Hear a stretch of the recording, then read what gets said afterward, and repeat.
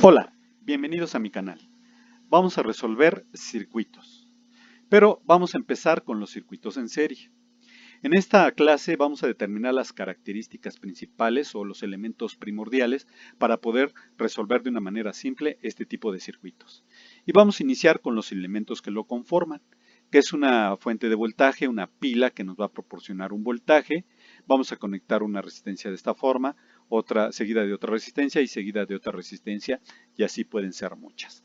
Se le conoce en serie porque si te fijas va conectada una resistencia tras otra. Ahora bien, una situación principal y yo creo que característica de un circuito en serie es la corriente eléctrica. ¿Cómo se comporta una corriente eléctrica en un circuito en serie? Pues bueno, esta corriente eléctrica al atravesar una resistencia 1, al atravesar la resistencia 2 y al atravesar la resistencia 3, esta corriente eléctrica o carga eléctrica siempre va a ser la misma. O sea, el flujo de electrones va a ser el mismo en cada una de las resistencias. Por lo tanto, la corriente total va a ser igual a la corriente en la resistencia 1, igual a la corriente en la resistencia 2 e igual en la corriente en la resistencia 3 para un circuito en serie. Ahora vamos a ver también cómo se comporta el voltaje. Recordando aquí que la corriente eléctrica sale por este cable y miren, al atravesar un punto y salir del otro punto la corriente eléctrica va a provocar un diferencial de potencial en esta resistencia, que es el voltaje en la resistencia 1. Lo mismo va a pasar para la resistencia 2, un voltaje en la resistencia 2 y un voltaje en la resistencia 3.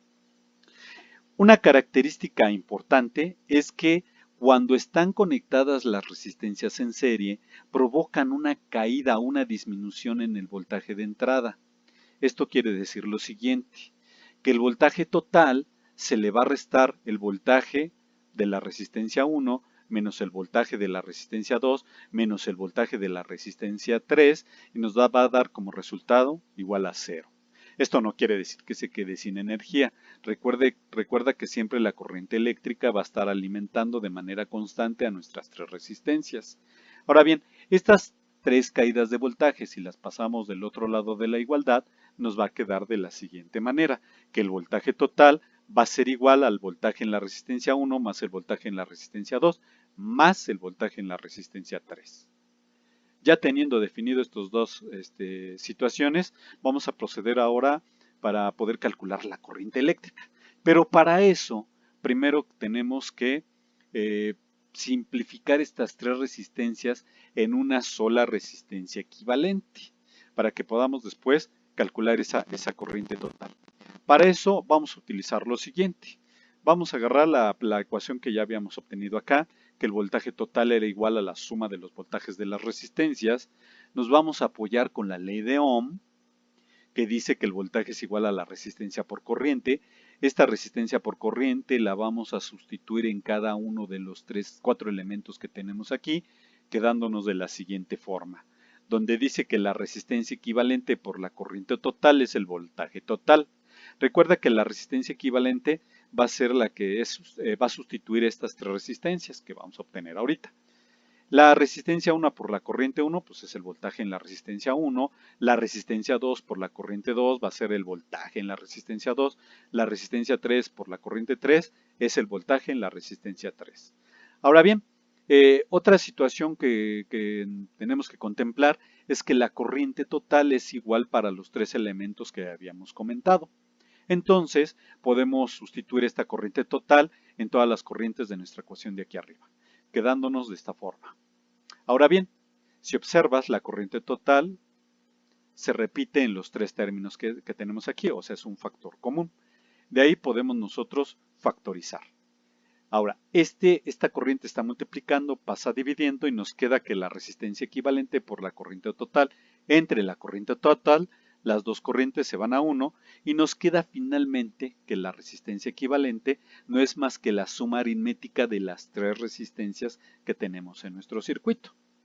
Y también podemos ya con eso definir un circuito más simple donde vamos a tener nuestra fuente de voltaje, nuestra resistencia equivalente y ya con esos dos elementos podemos encontrar la corriente total por medio de la ley de Ohm. Bueno, hasta aquí lo que vamos a hacer ahora es un resumen. para que tengas bien definidos los parámetros que vamos a utilizar, nada más. Entonces, empecemos nuestro resumen. Recuerda, para la corriente que circula en nuestro circuito en serie siempre es la misma.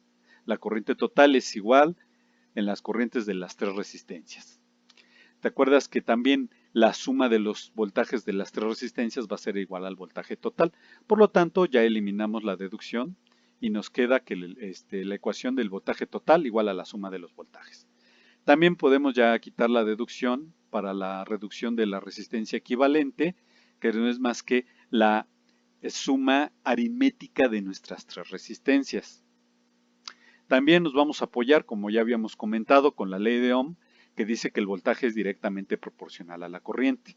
Paso importante para poder determinar cualquiera de los tres elementos, voltaje, resistencia y corriente.